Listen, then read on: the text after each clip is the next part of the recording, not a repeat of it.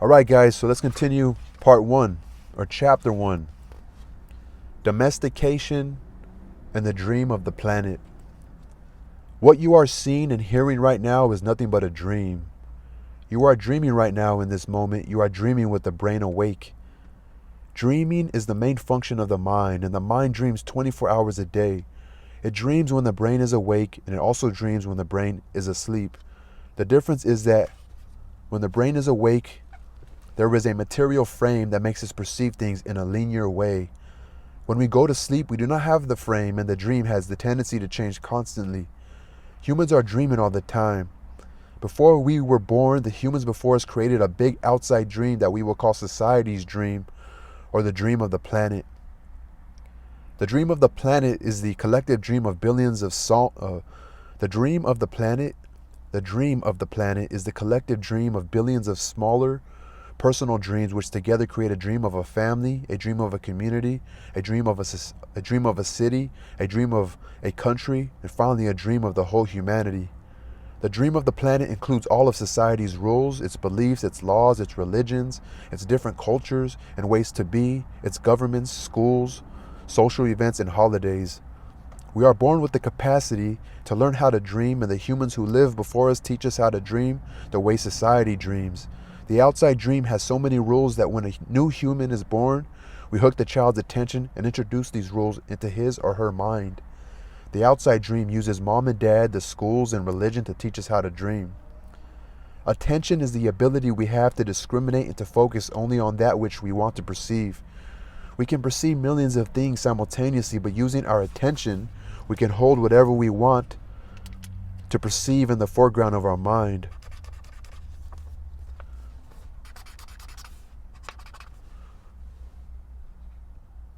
The adults around us hooked our attention and put information into our minds through repetition. That is the way we learn everything we know. By using our attention, we learned a whole reality, a whole dream. We learn how to behave in society, what to believe and what not to believe, what is acceptable and what is not acceptable, what is good and what is bad, what is beautiful and what is ugly, what is right and what is wrong. It was all there already, all that knowledge, all those rules and concepts about how to behave in the world. When you were in school, you sat in a little chair and put your attention on what the teacher was teaching you. When you went to church, you put your attention on what the priest or minister was telling you. It is the same dynamic with mom and dad, brothers and sisters. They were all trying to hook your attention. We also learn to hook attention of other humans, and we develop a need for attention, which can become very competitive. Children compete for the attention of their parents, their teachers, their friends. Look at me, look at what I'm doing. Hey, I'm here. The need for attention becomes very strong and continues into adulthood. The outside dream hooks our attention and teaches us what to believe. Beginning with the language that we speak, language is a code for understanding and communication between humans. Every letter, every word in each language is an agreement. We call this a page in a book. The word page is we call this a page in a book.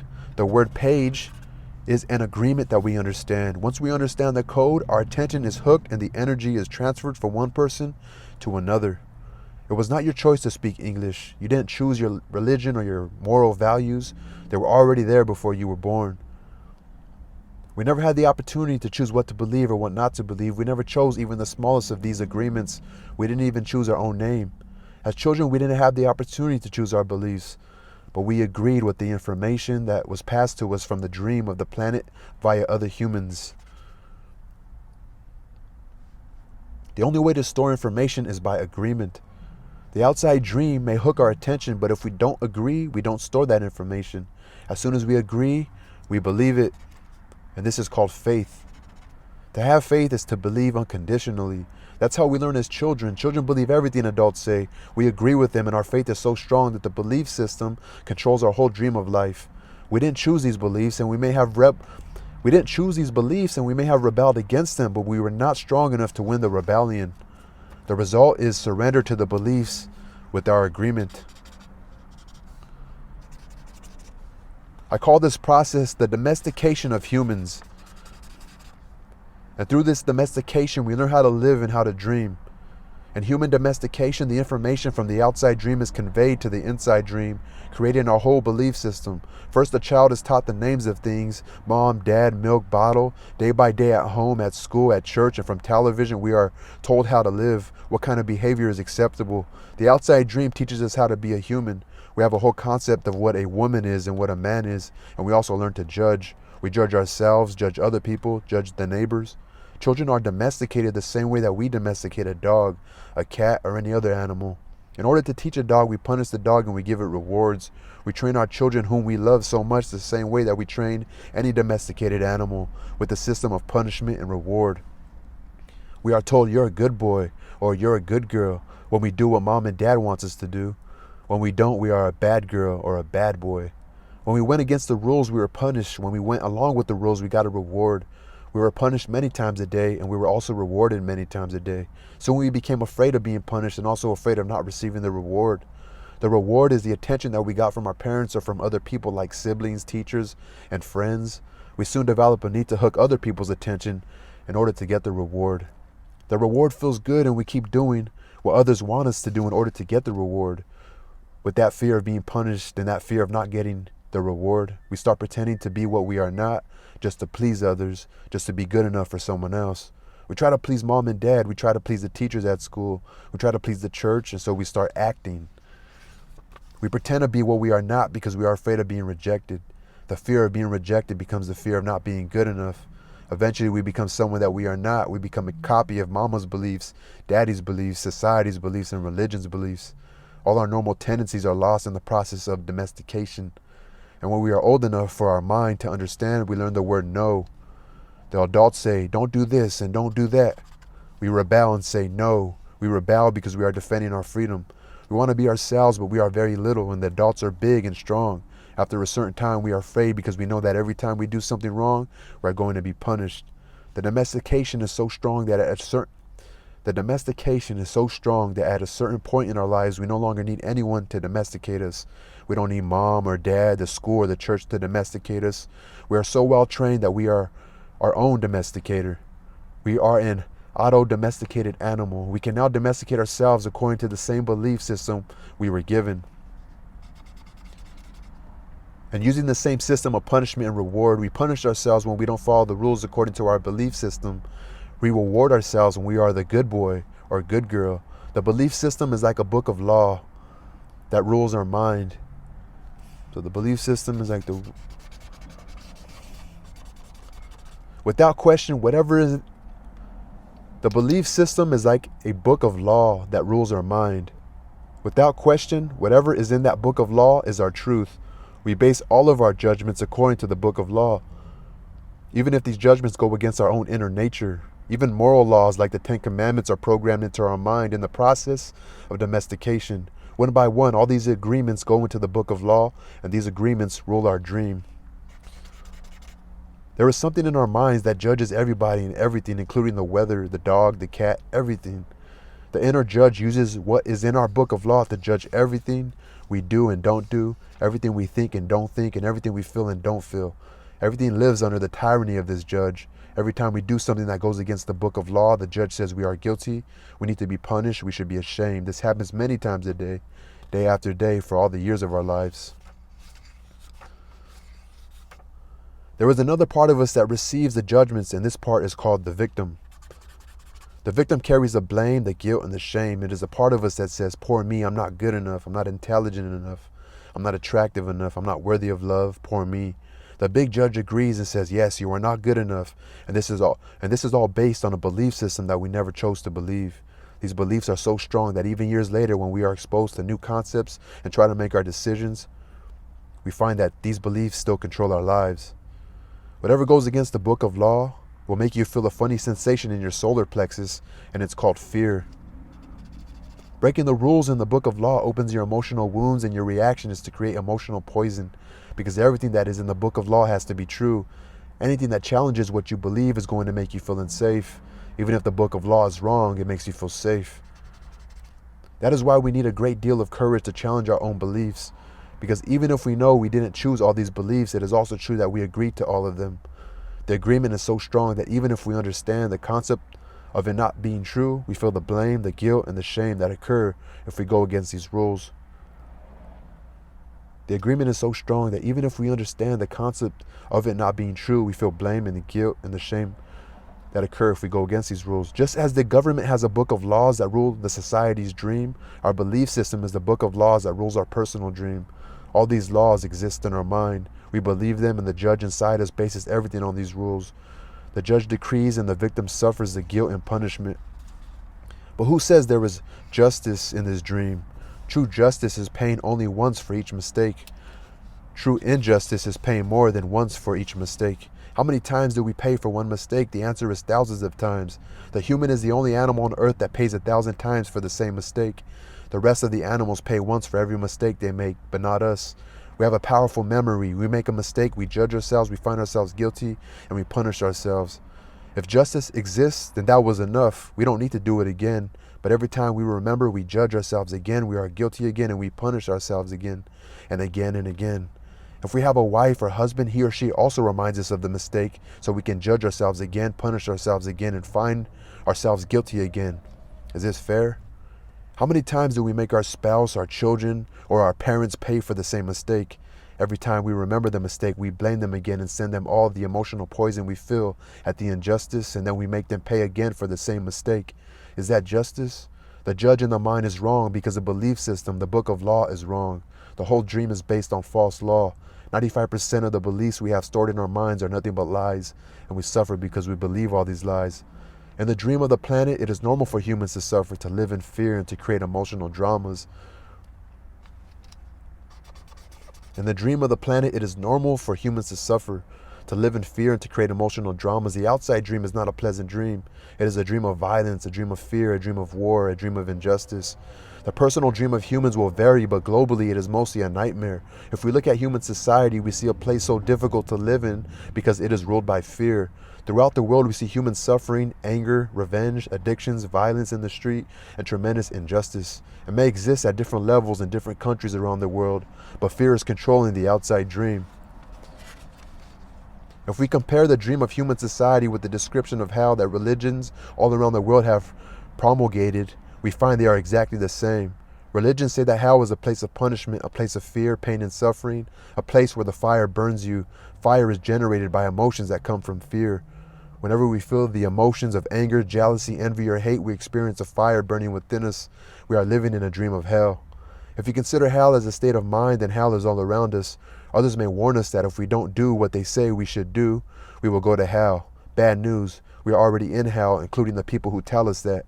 No human can condemn another to hell because we are already there. Others can put us in a deeper hell, true, but only if we allow this to happen. Every human has his or her own personal dream, and just like the society dream, it is often ruled by fear. We learn to dream hell in our own life, in our personal dream. The same fears manifest in different ways for each person, of course, but we experience anger, jealousy, hate, envy, and other negative emotions. Our personal dream can also become an ongoing nightmare where we suffer and live in a state of fear. But we don't need to dream a nightmare. It is possible to enjoy a pleasant dream. We don't need to dream a nightmare. It is possible to enjoy a pleasant dream. All of humanity is searching for truth, justice, and beauty. We are on an eternal search for the truth because we only believe in the lies we have stored in our mind. We are on an eternal search for the truth. So it's like we just keep searching because we only believe in the lies we have stored in our mind. All of humanity is searching for truth, justice, and beauty. We are on an eternal search for the truth because we only believe in the lies we have stored in our mind. We are searching for justice because in the belief system we have, there is no justice. We search for beauty because it doesn't matter how beautiful a person is. We don't believe that person has beauty. We keep searching and searching when everything is already within us. There is no truth to find. Wherever we turn our heads, all we see is the truth, but with the agreements and beliefs we have stored in our mind, we have no eyes for this truth. We don't see the truth because we are blind. What blinds us are all those beliefs that are false we have in our mind. We have the need to be right and to make others wrong. We trust what we believe in our mind. We trust what we believe.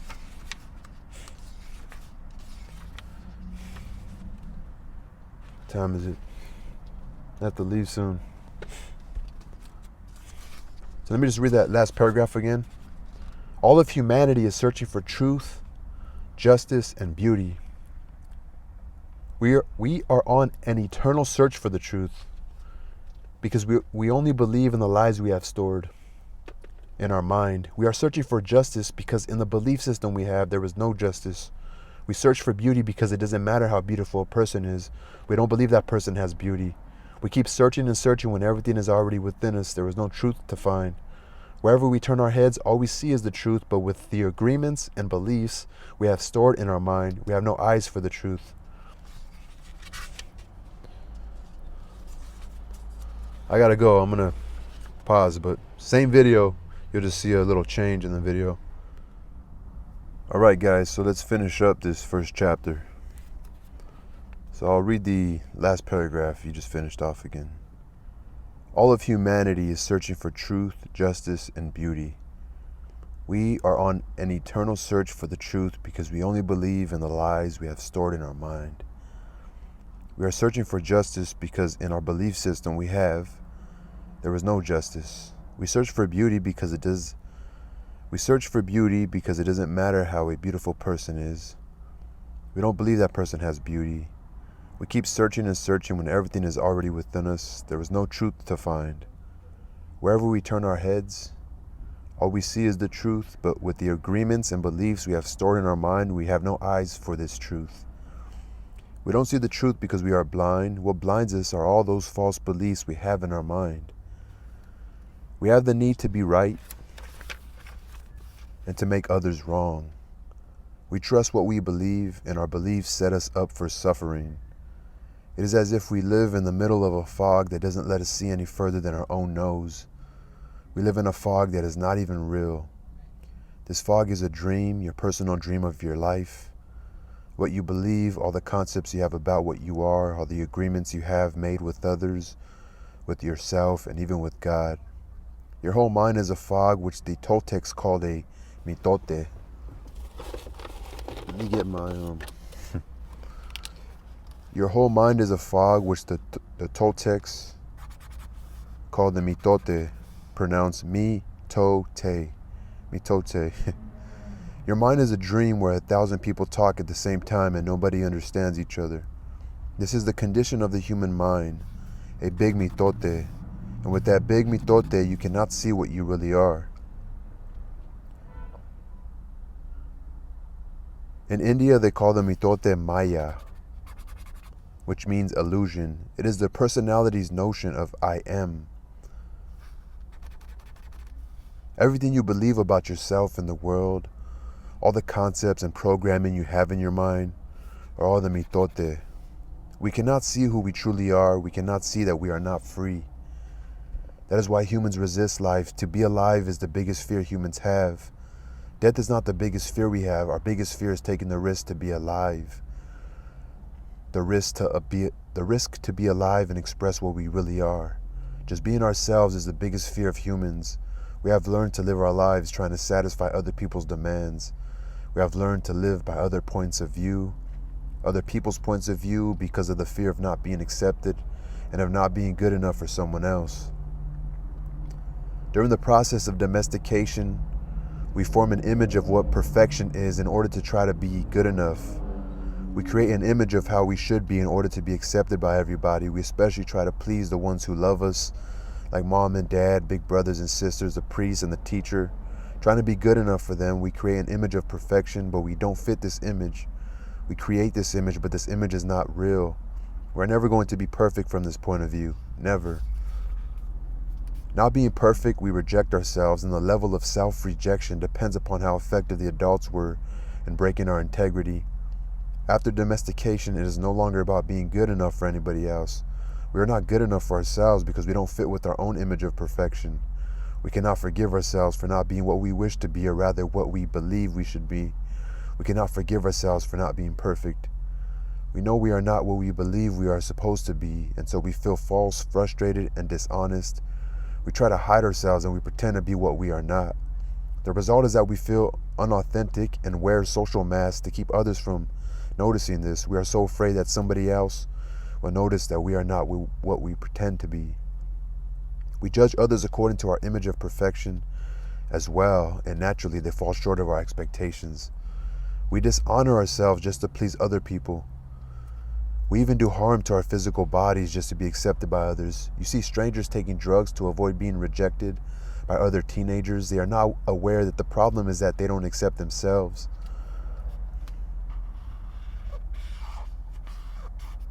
They reject themselves because they are not what they pretend to be.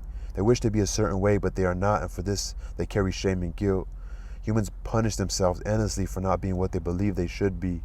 They become very self-abusive, and they use other people to abuse themselves as well. But nobody abuses us more than we abuse ourselves, and it is the judge, the victim, and the belief system that makes us do this.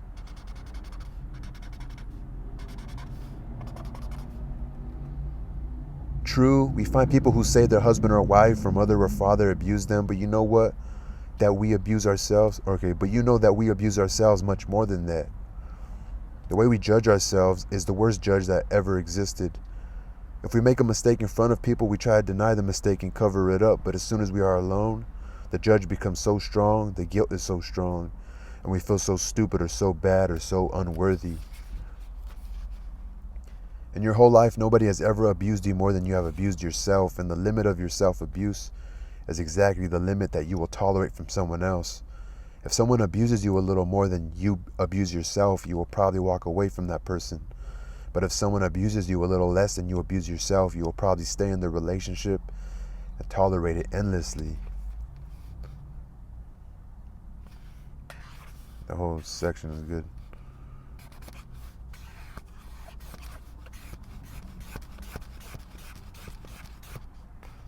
If you abuse yourself very badly, you can even tolerate someone who beats you up, humiliates you, and treats you like dirt.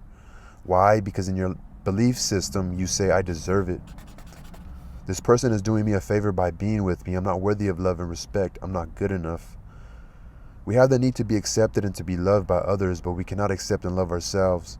The more self-love we have, the less we will experience self-abuse. Self-abuse comes from self-rejection.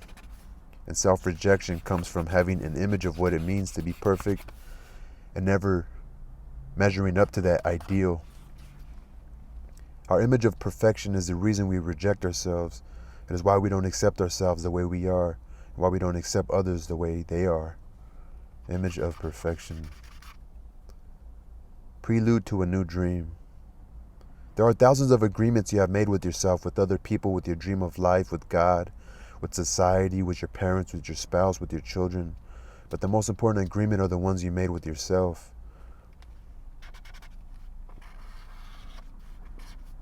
And these agreements, you tell yourself who you are, what you feel, what you believe, and how to behave. The result is what you call your personality. In these agreements, you say, this is what I am. This is what I believe. I can do certain things and some things I cannot do. This is reality. That is fantasy. This is impossible. That is possible. Or this is possible, that is impossible. So the result is what you call your personality. In these agreements you say, this is what I am, this is what I believe, I can do certain things, and some things I cannot do. This is reality, that is fantasy, this is possible, and that is impossible. Sounds like reasoning. One single agreement is not such a problem. But we have many agreements that make us suffer, that make us fail in life. If you want to live a life of joy and fulfillment, you have to find the courage to break those agreements that are fear-based and claim your personal power. The agreements that come from fear require us to expand a lot of energy. The agreements that come from fear require us to expend a lot of energy, but the agreements that come from love help us to conserve our energy and even gain extra energy. Each of us is born with a certain amount of personal power that we rebuild every day after we rest. Unfortunately, we spent all our personal power first to create all these agreements and then to keep these agreements. Our personal power is dissipated by all the agreements we have created, and the result is that we feel powerless. We have just enough power to survive each day because most of it is used to keep the agreements that trap us in the dream of the planet. How can we change the entire dream of our life when we have no power to change even the smallest agreement? If we can't see it is our agreements that rule our own life, and we don't like the dream of our life, we need to change the agreements. When we are finally ready to change our agreements, there are 4 very powerful agreements that will help us to break those agreements that come from fear and deplete our energy. Each time you break an agreement, all the power you use to create it returns to you. So when you break an agreement, all the power you use to create it returns to you. If you adopt these 4 new agreements, they will create enough personal power for you to change the entire system of your old agreements. You need a very strong will in order to adopt the 4 agreements. But if you cannot begin to live your life with these agreements, the transformation, but if you can begin, so you need a very strong will in order to adopt the 4 agreements. But if you can begin to live your life with these agreements, the transformation in your life will be amazing. You will see the drama of hell disappear right before your eyes. Instead of living in a dream of hell, you will be creating a new dream, your personal dream of heaven. That's the end of the first chapter. Domestication and the dream of the planet. So being domesticated is a kind of conforming and being formed by those who came before you, parents, your society, the laws of the society you live in, and fall into their belief system and the dream of the planet. Let's go back to the beginning, the dream of the planet. The dream of the planet. Humans are dreaming all the time. Before we were born, the humans before us created a big outside dream that we call society's dream, or the dream of the planet. The dream of the planet is the collective dream of billions of smaller personal dreams which together create a dream of a family, a dream of a community, a dream of a city, a dream of a country, and finally a dream of the whole humanity. The dream, so I gotta highlight this, the dream of the planet includes all of society's rules, its beliefs, its laws, its religions, its different cultures and ways to be, its governments, schools, social events, and holidays. So the dream of the planet includes all of society's rules, its beliefs, its laws, its religions, its different cultures, and ways to believe, its governments, schools, social events, and holidays. And we all know what domestication is, so peace.